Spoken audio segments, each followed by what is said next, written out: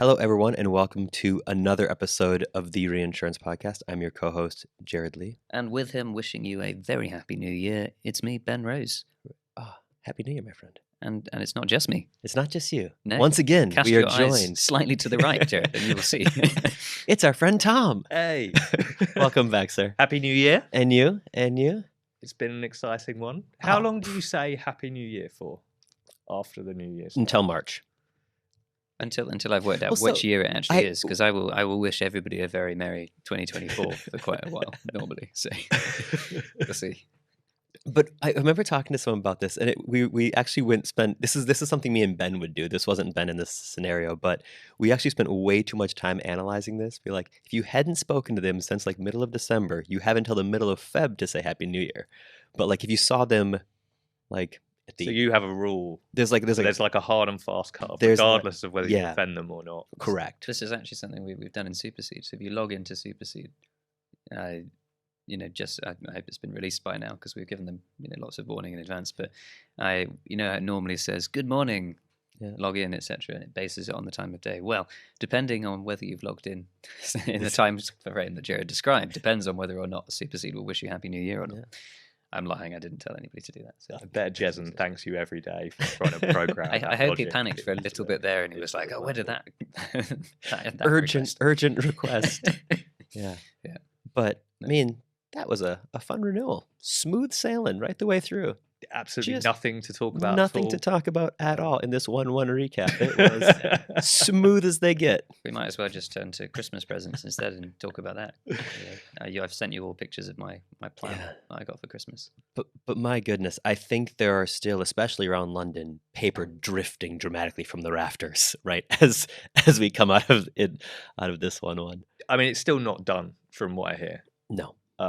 There's lots still to do, lots to might- clean up. I was looking through some stuff the other day, and there was a news article from like the 14th, 15th of December that at that point only 5% of treaties were done, right? And normally it was around 60%. So like going into the last couple weeks of the year, like everyone is in full scramble mode, and there's just not enough time. There's not enough capital, like just carnage. Well, and what were the ones that weren't done? Right?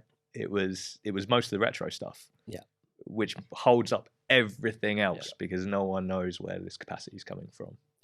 Well, I think that's what made this renewal so much more interesting than previous years, even previous, like, oh, the market's getting harder. Like that actual blockage of reinsurers being asked to quote risk, but having no idea what they could get on the retro side and having to wait for those deals to get wrapped up first, and just them sort of turning around with the sort of shrug emoji back to their brokers and their clients. I think it's also made the life experience over the Christmas period a bit different as well. So normally we call it silly season. Everybody's very busy doing all sorts of work, but also then coming to Christmas parties. Certainly for my part, I finished up at 3 a.m. in a kebab shop with some very senior reinsurance folk, not because we'd been out drinking for long, but because they didn't finish work until about 1 a.m. So that was the remaining allocation of time available. Yeah. Yeah. We met up with some friends before the end of the year who were retro brokers, and like they showed up to the drinks like 11:30 at night, and then we're jumping up and going to take calls like every 5 minutes throughout the, like that's just the way It's the when the market people was. who would never be seen in the city with their top button undone Yeah. look like bedraggled in the tie halfway down their shirt. I think we're here to hear some anecdotes and stories and things as well that we've all collected together partly from this renewal series. I mean, I'm sure that as a couple I think have already, we'll start to see some of the more formal reports come out with the analysis of what's happened. And there's a few that normally come out in February time as well. And we'll discuss those in a lot more detail when we can stare at some hard numbers. But in the meantime, you heard Are it first. completely anecdotal. Exactly, you heard it. Unscientific The review. qual is what you come from. This is not a stats-based podcast because that takes far too much preparation for a team that's busy building Supercede. We are a qual and dubiously anecdotal form of media. Long shall that reign. But if long shall that reign indeed. You're right. I think people they categorize the 1-1 period as this frantic period of activity in late December where nobody knows what they're doing and they don't have time to see their friends or their family, which is, meant to be the important part of the period of year. But a renewal season is so much longer than that. Yeah. And, I think we've been talking about and characterizing this renewal season since August, September time, and looking at what was going to happen and theorizing about it. Yeah, I think, and you're right, we can sort of look almost like a year in review style on this one. But even if you start back from sort of Monte Carlo, the vibe and the sense in Monte Carlo, from my perspective, was kind of Boy Who Cried Wolf style. Everyone was saying the market was going to harden. Everyone was talking about capacity shrinkage and all of this sort of stuff. You just had Florida at that point. Right. And it was the Florida stuff was beginning to happen.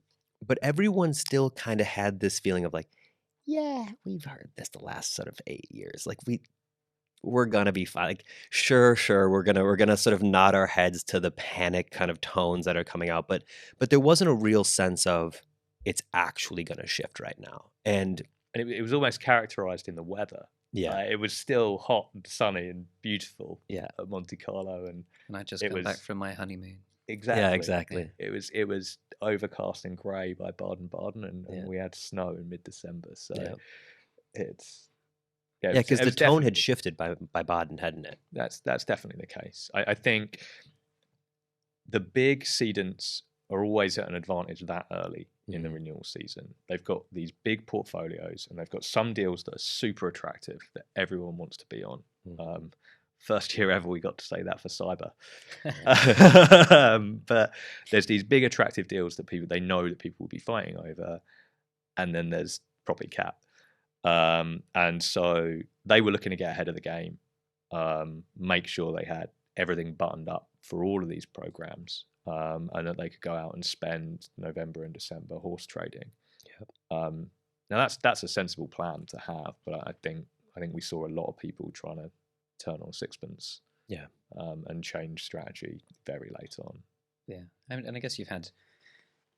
If we talked about looking at this year as a year in review, but if you go back even further and you look at the written strategies of many traditionally sort of non-cat focused, non-reinsurance focused vehicles that have come into the market with what might be not unfairly called tourist capital or capacity, looking for a bite at growth in insurance and reinsurance, and the only place that they've been able to get a substantial enough foothold in the market has been cat. They've come in because those are the panels that have made room for them, because it's a fairly commoditized class, and they've started from being, that bottom 5% on the program that, that's gradually filled up to being actually quite a significant chunk of the program, to the point where at the same time you've had all of these big, top 5 reinsurers, in some cases steadily reducing lines on certain cedents, such that when the bottom falls out and there's only the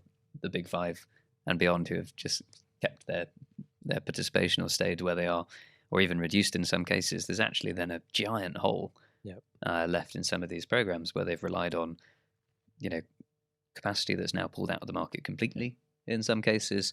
In other cases where the actual whole company providing the capital has pulled up, has closed up shop, and in some cases where ILS or similar collateralized stuff had been filling the gap that actually thought, not had a great experience in the HIM era. Don't really want to trap up my capacity again. And I can get better returns elsewhere. So suddenly, actually, cedents have got a really hard battle to fill up massive gaps in their programs. Yeah, because not only, you saw a lot of people publicly pulling out of classes, publicly stopping writing reinsurance or retro, full stop. And historically, a company saying we're going to pull out of a class, like you left a 5 or 10% gap in a program or two, like they would just go around and fill it elsewhere. But this felt like the first time in memory where there was nowhere else to go. Like there's now a 10% hole in this program, and like I don't know where it's going to come from. Where before, as you said, there's all these other sources of ILS. There's other markets who can just grow their share. It's like, well, I'll take another % of that. That's fine. It's like that didn't happen. But it wasn't even as bad as it could have been this year, because of the number of carriers that pulled out of property cat meant that there was less demand for property cat retro. Yeah. And so people pulling back on that didn't have the impact that it could have done in another year. But, I think we're talking about it as the worst experience ever. It seemed to me like the big stuff, the important stuff got done, and got over the line. So I think, everybody's looking back and saying that was really difficult, but it was hard. Yeah. But most of the really important stuff got done. Yeah. What do you think the thing that interests me now is what has this renewal season done to relationships? What has it done to the reputations of firms in the market? Like what will the renewal season at the end of this year look like? We talked about how Andy Marcel sort of wagged his finger at the market about slow quoting and all this stuff early in December. Like when we go into the end of the year, will people be more willing to support those sort of brokers pushing back more aggressively? Will people still try to hold firm? Will they be annoyed by how markets behaved against each other? Will relationships be burnt? It'll be the most interesting thing, I think. There'll be an element of it. I don't think nobody that we've spoken to anyway, in our deep preparation for this episode, was begrudging or upset with markets that they work with that had increased pricing or decided to cut line size or decided to impose some stricter terms and conditions. I think there was a big concern quite early on about a move from all risks coverage into named perils coverage. I think most reinsurers kind of took a pragmatic look at that and dealt with it through a restriction in terms and conditions rather than that kind of seismic shift in the type of cover that they're offering. Yeah. And I don't think there's anybody that would be upset with a market acting that way. I think the thing that Andy Marcel and of course all of the big brokers are going to call out is when quotes just aren't coming out at all. When you're completely unresponsive. And part of me gets why that happened because the retro deals were done so late, and so people didn't know where they stood. But to be like completely unresponsive to your customers does not seem like good business sense to me. And so if you're a market acting like that, then I think there will be some reputational impact there. Yeah. But I don't think anyone will begrudge a pricing adjustment or a wording adjustment in relation to market condition, in reaction to market condition. Yeah. Well, and I think the brokers have been pushing so much on those little things over the duration of the soft market. I think the reason wordings especially got to where they were partly came off the back of the market's still soft. Let's push a bit further. Let's extend the hours clauses. Let's include a bit more exposure in these sets of things. So it was just a bit of a pressing bit by bit over 12 years. 15 years. So I think it was more of the market trying to claw back a little bit of that. And I don't think you're right. They'll be seen as unjust. Yeah, and they're probably looking at it coming from, when these it's unfair to pick on Andy himself, but when there's statements like this coming from Aon and Guy Carpenter and Gallagher Re, it's those big brokers that are naturally in the advantageous position, and I think they all did okay this renewal season. It's some of the smaller challenger brokers that actually found it very, very difficult. We had first-hand stories from brokers calling up markets about capacity that they thought was coming in, and had already been allocated to the big guys by the time they'd had a conversation with their client and their cedent, just where that restriction was. So, I think the big brokers did okay, and if anything, there was a bit of a flight towards those larger brokers this year. Well, I think that's been the consensus in the market for a very long time, is that in a really hard market, the big brokers have the most power because they can wield their weight a lot more effectively. And you're right, if you're a small broker with 2 clients in a region, like you're gonna have a really hard time sort of securing sort of Swiss Re capital up front when Aon's asking for all of it, or GC's asking for all of it, right, for the big deals that are being done. So. Well, or if you're in a small broking team, right, and all of a sudden you're out to FOT with a deal, there's no way you're going to get that deal placed. Mm. You need to change deductible amounts. You need to change the structure of the deal. Like, as an ex-broker yourself, like, how do you even go about that process with 3 weeks to go? Yeah. And I think as well, it's been exacerbated a bit by a reversion to, we call it relationships, but almost senior heavyweightness in some cases, where because the conversation can't be on an account or a line of business level, and has had to move to a think of our broader trading relationship level. It's meant that unless you can turn up with, somebody who can carry the look at all the business we do together card at the cedent level, at the broker level, at the reinsurer level, actually it's very difficult to do any kind of leveraging or horse trading to get things over the line. Yeah. If you're a challenger broker, especially if you've only recently come into the market, probably you're co-broking for a lot of the business that you do anyway. And if you have got any solo accounts, you're not really going to be able to say, but look at all this other stuff we bring you, because, as brilliant as we think some of these outfits are, they've not had time yet to really build that breadth of market power. Yeah, that will be going forward what I think you'll see the impact of that. And we wrote and talked about a lot in 2022, this sort of rise of the challenger brokers and the sort of push into that space, and people maybe fleeing or taking flight from the big firms to set up shop, and they saw the back of McGill's and some success there. If the market continues to harden for another year or two, like, we'll see how those firms, how they perform in the market. Obviously, it's harder still as they only have a few counts to sort of go back and compete with the big firms. So that will be an interesting shift for sure. And it made sense at the time as well. Like, as we're a software company, and part of our value proposition, I think, for smaller brokers was about, hey, like, you can invest in a light online technology stack that's actually going to do a lot of the heavy lifting, which is the difference from an analytics standpoint between you and these large brokers that have invested loads.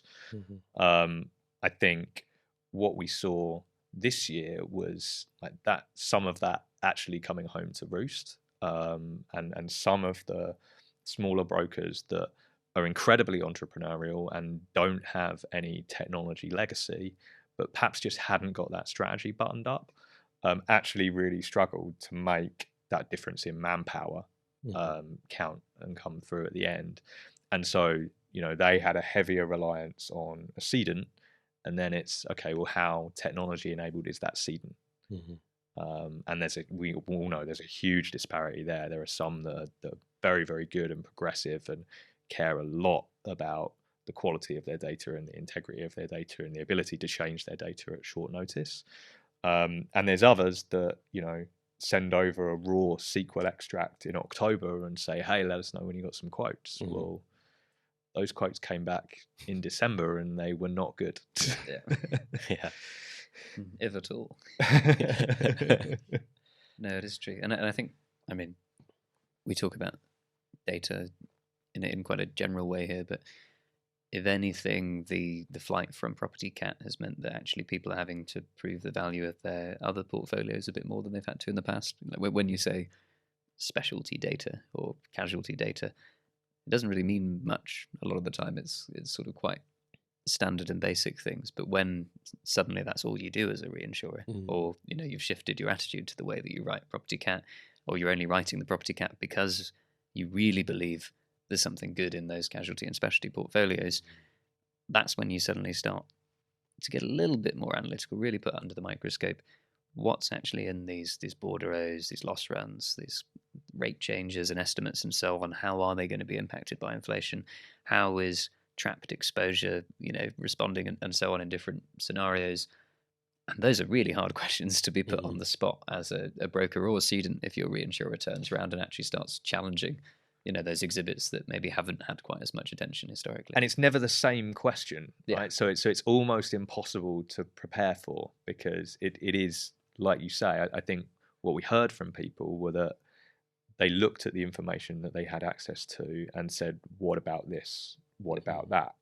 It wasn't that there were this standardized super question set that everyone just reverted to because the market was a bit harder. Yeah. It was very much, let's look at what's available and let's interrogate it much more closely and see what other information that we can get. And the companies that found it difficult to have that flexibility and be able to slice and dice the information that they had and look at things in a different way, or look at another layer or with another lens into that information, actually struggled to respond to a lot of those queries. Well, I think, we come back to that sort of time pressure. If a reinsurer poses the same question to 5 different cedents and there's constrained capacity that they have, the first cedent that comes back with clear answers gets the line put down, and the second cedent comes back, gets their line put down. The third cedent gets what's left, and the fourth cedent comes back a bit later. The fifth cedent comes back a bit later. It's like, sorry, sir, there's no more money to give to you. Like this is kind of the dynamic that we were experiencing. A little bit of that first come first serve. If you can come back with the response time, you can come back more quickly to responding to the questions, the better positioned you were to get the capacity that you needed. Well, cedents who are slower to move didn't. Can I bring in my analogy? Because you can. You set it up really well. Oh, good. I feel I'm in trouble now already. Okay, so Cordy challenged us before, literally like 3 seconds before we started recording, to come up with an analogy for 1-1 as part of our traditional analogy battle. And as you were describing that, Jared, you reminded me of my experience immediately prior to Christmas, and by immediately prior to Christmas I mean sort of midnight on Christmas Eve, pretty much, which was to do with the process of buying presents. If you haven't listened to the Economist's Money Talks podcast special episode on the inefficiencies of Christmas, I'll paraphrase it for you now. Basically, a big part of the challenge of the economics of Christmas is that in a very short window of time, you try to figure out and buy for a very large number of people all in one go, and only achieve something like an 85% value to cost ratio in terms of how much people actually value what's bought for them. And I feel like it's quite similar in the reinsurance market to buying Christmas presents, because once again, amidst everything else, we're all very busy. You have to find the time to really think through and ask everybody what they want for a present, buying for lots and lots of people at the same time, and all in advance of a particular deadline. And just as you described, Jared, I've got some people on my list, and certainly I'm the person on several other people's list, where having been asked many times what do they want, and they said, oh, I don't know, or it's taken them a long time to get back, or more research was needed on either of our parts. Those are the presents that maybe arrive a little bit after Christmas Day itself, shall we say. Those were the ones who did not get bought early in the process, did not get the deals closed on their gifts. So there's no one brutal enough to strike you off the list. No, because you didn't respond. Well. I mean, a few that maybe presents trickling in March might say otherwise. That's my point. Is there's kind of this human tendency to, if you're asking for information from people and you're not convinced that you're going to get it all back, you would maybe go to more people. I don't know. Say, in this version of your analogy, you have to buy 10 presents. Yes. Or you have a set amount of money that you have to spend. And so you'll ask more people than you have. And it felt like that was happening a bit. And now I don't know whether that's intentional from markets, but it's also structural things. Like there are our own versions of when is the last delivery date before Christmas, and when does that shop that sells the thing you want close? And it was even worse this year, because if you remember, Christmas was on a Sunday and Christmas Eve was on the Saturday, so it made it like the busiest Saturday you can imagine for last minute Christmas buys. So what is the Amazon gift card in this analogy? What is the reinsurance Amazon gift card that says, here is something? The one with immediate delivery by email. Yeah, exactly. It says, it's not what you want. It shows I don't even care about you, but here's something. Here's your 10 pounds. I think what you'll find the answer to that is that many customers or many people receiving an Amazon gift card just won't end up redeeming it, or won't be able to redeem it because it won't fit them well enough. Yeah. But however, the plant that I received, that I asked for long in advance, was a perfect fit, because I scrupulously described it and all the things that I didn't want in a plan and the things I did want in a plan. And the reinsurance market in the form of my family was able to go away and provide such a plan in time. And here we are. It's still alive. It is still alive. So hanging on for dear life, I suspect. I mean, I'd be lying if I didn't over-specify that it had to be a sturdy and independent plan. It likes its quiet time and being alone. Indeed. There was an plan, isn't it? There was an article that that Mark Gagin put out in on LinkedIn before the new year, but that I thought was very, very good analogy of sort of the industry. And it was initially comparing sort of the toy market, similar to your Economist inefficiencies of Christmas, but looking at how there's always this surge for like the toy that's in stock that everyone wants, but 50% of UK toy sellers' revenue comes in December.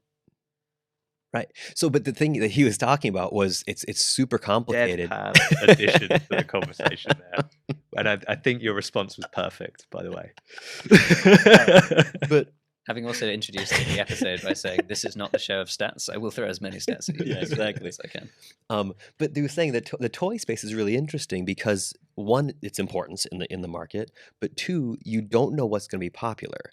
So they're starting to build a supply chain of toys in the summer in hopes that, like, is that going to be the hot toy like 5 months from now? And they don't know at all. So there's always like a massive misalignment of where people have put all their money to build products. But he was looking at going, it's not a perfect analogy because the trend, the clarity of what reinsurance needs in the market is a much more consistent. So it was more like the market of like Christmas turkeys, where there's better understanding of how many turkeys that they need to sell in a geography. What he was saying was that over the last sort of several years, the big retailers have abused the turkey sellers so much that those turkey sellers have gone, I'm going to do turkey, sure, but we're going to sort of put more of our resources into grains and other things instead because we can't be bothered with the turkey space. So then they land into the market with like, we don't have enough turkey, and everyone's kind of scrambling for the turkey and like panicking. And then he went a bit further and was sort of saying that, well, at Christmas you could get ham or you could get beef or you could get something else to replace turkey. The Cedents don't have anything else really they can do. They can take debt, they can get some equity, but they've really been hung out, and this is sort of over the last several years of being a bit abusive to the turkey providers. And please say you're not going to pass on the analogy battle opportunity to extend this further with the avian bird flu crisis. Yeah, exactly. Continues, not avian bird flu. Because Sorry, that's the turkey thing? turkey shortage that never was. Yeah. Basically, so much hysteria was kicked up that there was going to be this shortage of turkeys. That everyone went and bought a frozen turkey and not enough people bought fresh turkeys. So this is what we should have been doing in Monte Carlo, going, just in case, let's buy frozen turkey in advance. If you change your 1-1 to a 1-3, you might do better. Yeah. But instead they went, nah, it'll be fine. It's always fine. My M&S has always got turkey. And then you roll up on the 24th going, wee, in trouble here. Two things we learned. One, Tom has a freezer big enough for a frozen turkey. And two, oh my goodness. Jared shops at M&S. There we are. Make of that what you will. Yeah, my tiny freezer could not fit a turkey, though. They are huge, though, aren't they? They are. Have you ever been I'm always slightly surprised every year by just how large turkeys are. I don't think I've ever seen a proper live one. Because it like you, it surprises me how large they are. Yeah. I mean, they must be about nearly as tall as you. He was looking at Jared when he said that, for those listening on the podcast. For those watching the podcast. Yeah. Divert your eyes. Yeah. Fabulous. Any other insights we wanted to pull out of this 1-1? As Ben said at the start, like I think the numbers coming out of the next few weeks and months will be super interesting.